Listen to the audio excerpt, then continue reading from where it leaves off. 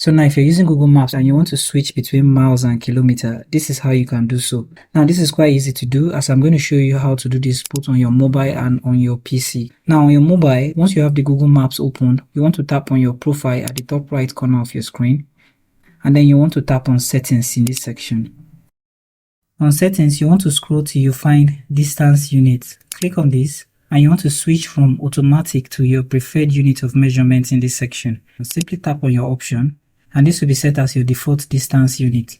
Now when you go back to your Google Maps and choose the direction, you now see your preferred distance unit has been set as your default. Now on PC, simply click on the direction option here, enter your starting point and then enter your destination.